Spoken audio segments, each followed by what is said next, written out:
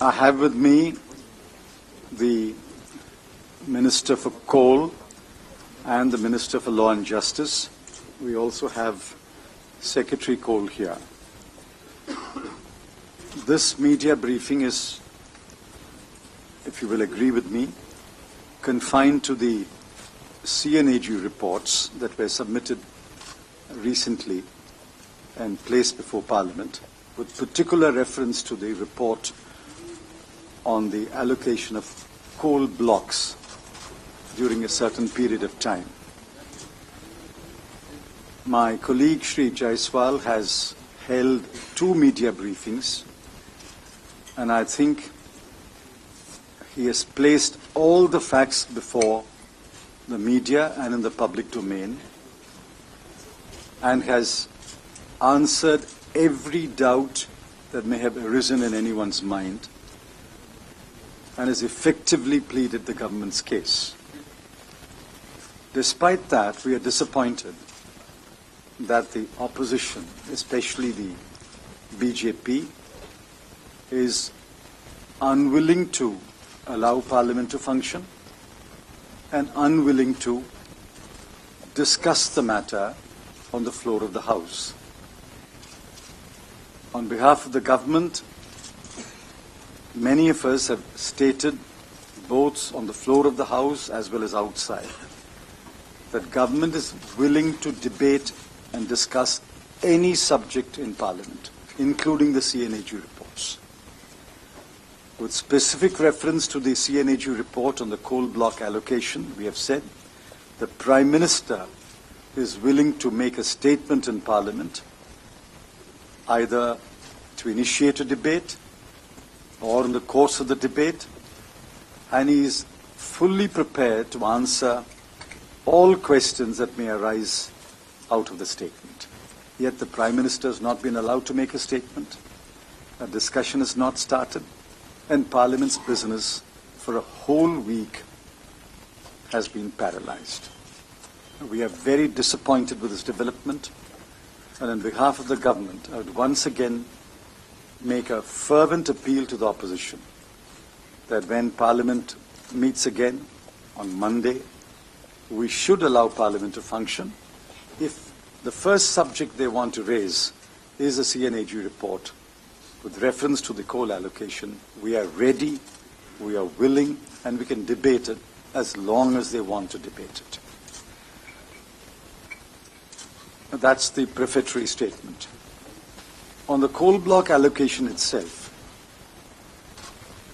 while many sections of the media have carried the correct picture, I'm afraid there are still some sections which are not accurately reporting the facts. I'm not converting this into a technical or legal debate, but I would urge you respectfully to please accurately report the facts.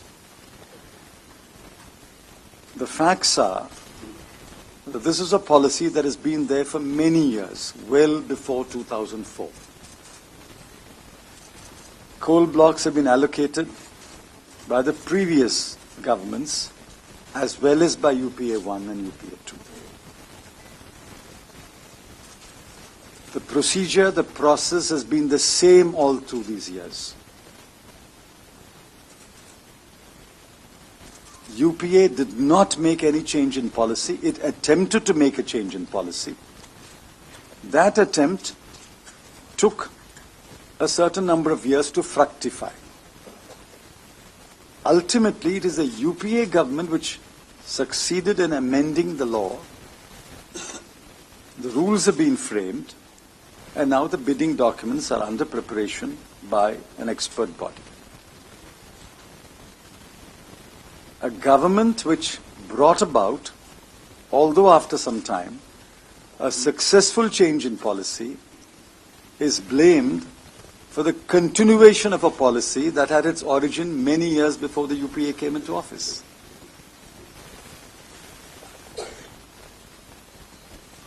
So if you did nothing, you're not to blame.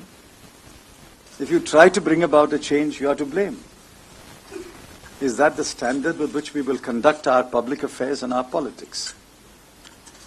Secondly, as Mr. Jaiswal has explained and will explain if necessary again, this presumptive loss, I deeply regret to say, is so flawed, and so many of you have carried so many incisive articles by very eminent writers that has pointed out these flaws. If coal is not mined, if coal remains buried in Mother Earth, where is the loss? The loss can arise only if 1 ton of coal is taken out of Mother Earth and sold at some unacceptable quote-unquote price or value. But if coal is not mined, where is the loss?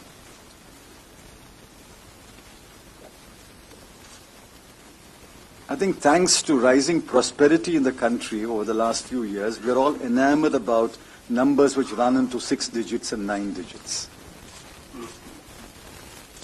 I would respectfully urge you to report the facts.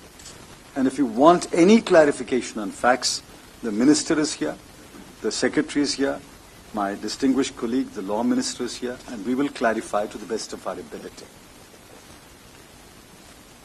But all these are indeed matters of debate. We are not running away from debate.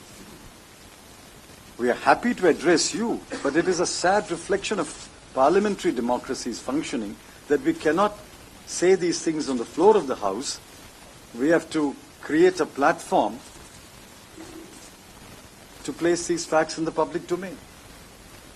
My respectful request is, please report the facts accurately. Whatever views you want to say, please say your views. It's a free country. We can have rival views. Let the people judge. But the facts must be reported accurately. With these few words, I will now request the Minister of Coal to say in a very brief form what he has already said in 2 press conferences. Indeed.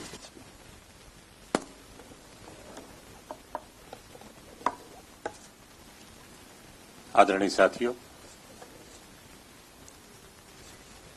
Finance minister के कहने के बाद मैं नहीं समझता हूं कि कुछ बचा है जो हम कहें,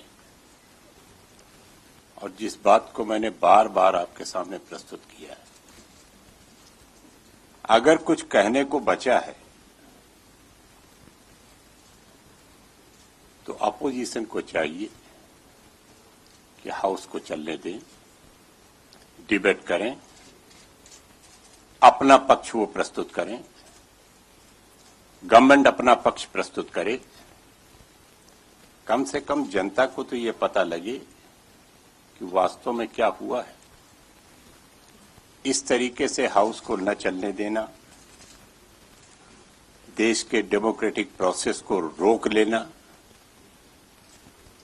मैं नहीं समझता हूं, मैं तो मानता हूं कि ये एक साजिश है गवर्नमेंट को बदनाम करने की और देश के कुछ चंद निष्ठावान और ईमानदार नेताओं की छवि को टार्निश करने की। अगर वास्तव में कैग की रिपोर्ट के ऊपर कोई डिबेट करना चाहते हैं तो उन्हें चाहिए कि फ्लोर में आवे। सबसे पहले कैग की रिपोर्ट के आधार पर डिबेट करने को गवर्नमेंट तैयार है। हम इस बात के लिए भी तैयार हैं कि अगर स्पीकर चाहें तो क्वेश्चन आवर भी न चलने दें, कैग की रिपोर्ट पर पहले डिबेट होनी चाहिए। लेकिन ऐसा न करके केवल मीडिया में और हाउस के बाहर प्रधानमंत्री जी पर आरोप लगाना, जबकि प्रधानमंत्री जी हों या कोई कैबिनेट मिनिस्टर होता, उसकी जिम्मेदारी पॉलिसी की थी। पॉलिसी तो 1993 से चली आ रही है, 100% सही पॉलिसी थी, लेकिन उसको और ज्यादा पारदर्शी बनाने के लिए गवर्नमेंट ने प्रयास किया, कोशिशें की,